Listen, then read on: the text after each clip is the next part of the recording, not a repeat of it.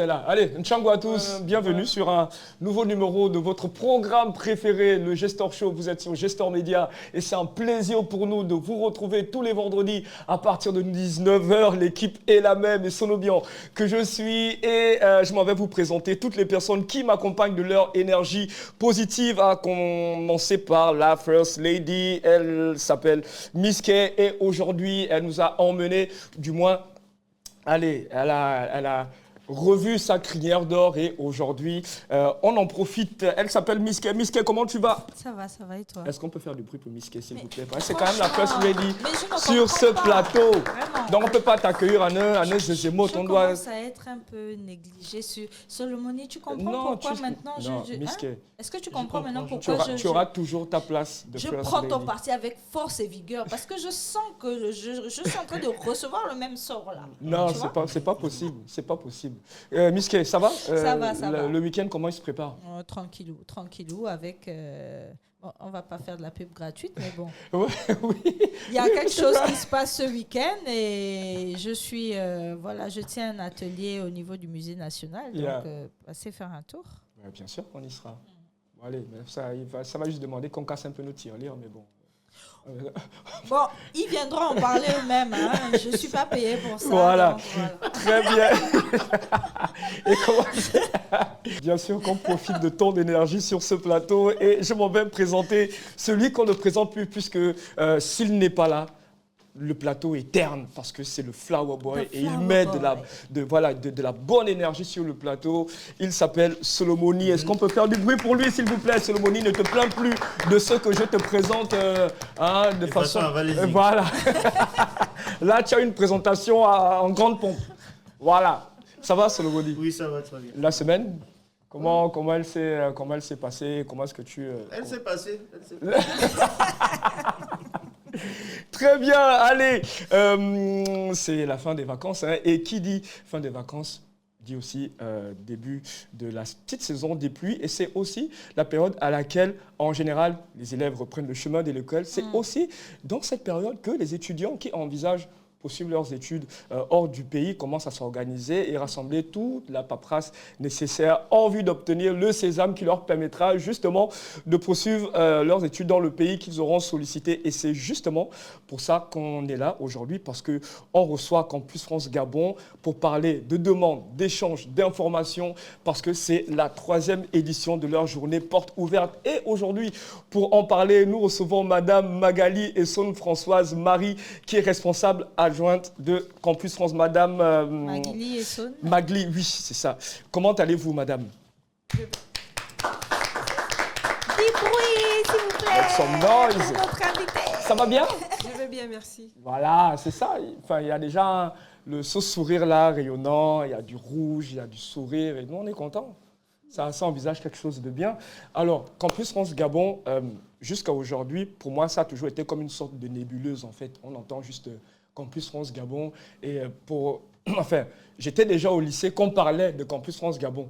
Comment ça se fait qu'en 2024, vous ne soyez qu'à votre troisième édition, alors que vous êtes implanté ici depuis pas mal d'années maintenant? Si vous étiez déjà au lycée, c'est que je suis vieille. C'est la 3e édition, parce qu'avant ces éditions, nous organisons au sein de l'Institut français des salons. C'était par contre des salons. Voilà. Et après Covid, nous n'avons pas pu organiser des salons à cause des conditions qui étaient devenues restreintes. Et nous avons opté pour un petit format, c'est des journées portes ouvertes. D'accord. Est-ce que vous pouvez déjà, en amont, présenter en quelques lignes Campus France, s'il vous plaît? Donc, Campus France est un organisme du ministère des Affaires étrangères français. C'est un service public. Nous sommes là pour orienter, pour conseiller et surtout mettre à disposition une plateforme, je peux dire, électronique, pour permettre aux élèves, aux étudiants, même aux professionnels de pouvoir candidater pour des études en France. Et c'est quoi la procédure pour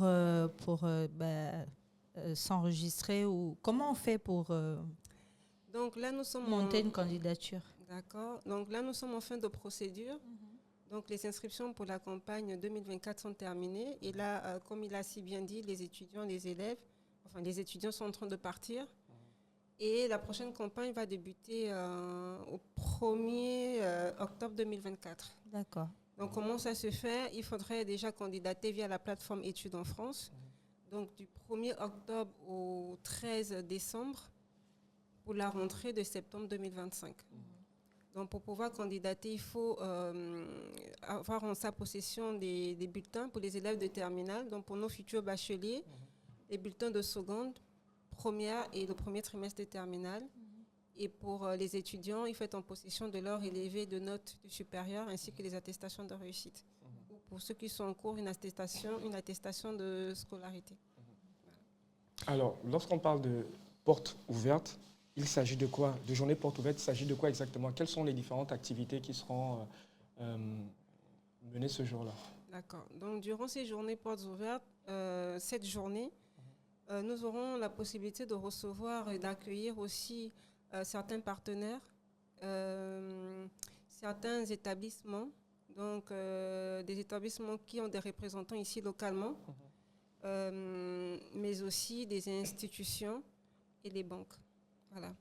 Ce sera l'occasion d'échanger, de s'informer sur les différentes procédures, parce que c'est vrai que après les inscriptions, il faut bien savoir ce qu'on va faire. Donc, on aura aussi l'occasion d'avoir SOSUB sur place et l'ANBG pour essayer de donner plus d'informations sur les procédures de bourse et d'orientation. Mais aussi, après, il faut des banques pour pouvoir savoir combien il faut mettre de côté par rapport à ses études en France. Et voilà.